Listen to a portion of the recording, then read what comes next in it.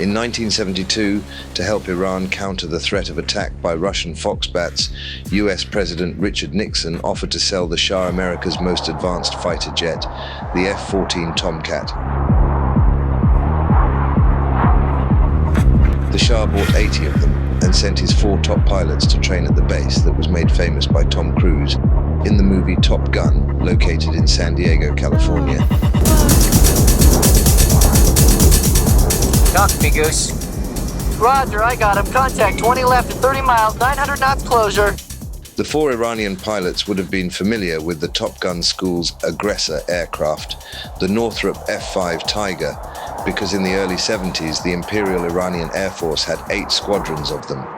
At under $3 million each, the little F-5s were inexpensive, well-equipped, and were capable of flying at supersonic speeds of over 900 miles per hour. They were armed with 2 20mm cannons that were capable of firing 1,500 rounds per minute. They could carry 2 AIM SIDEWINDER air-to-air missiles that were typically mounted on the wingtips. Plus, the aircraft had multiple hard points for carrying various types of ordnance that could include unguided bombs, rocket pods, air-to-surface missiles, cluster bomb munitions, and napalm canisters.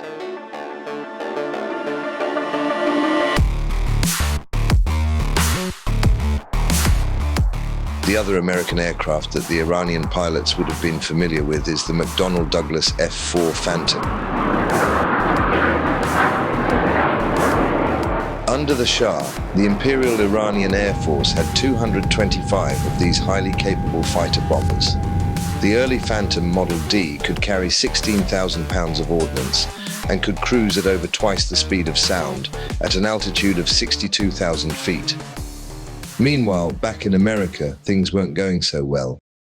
After their initial order for 700 of the new 4th generation F-14 Tomcats, the US Navy, which was facing budgetary cuts, reduced the order to just 300.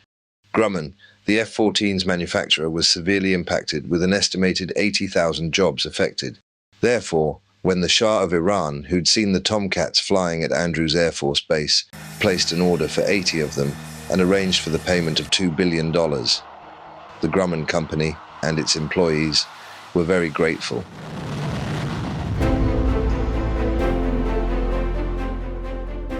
The names of the first 4 Iranian pilots to arrive at Miramar Naval Air Station in San Diego were provided by Major Farhad Nasirkhani of the Imperial Iranian Air Force. They were General Abdul Hossein Minuseper, Major Mojtaba Zanganeh, Major Mohammad Farahawa, and Captain Kazem Haidarzadeh. Afterward, a second group consisting of 11 IIAF pilots were sent to train at Oceana Naval Base in Virginia. The Tomcats that the Iranian pilots trained in were virtually identical to the American version, with only a few classified avionics systems having been removed.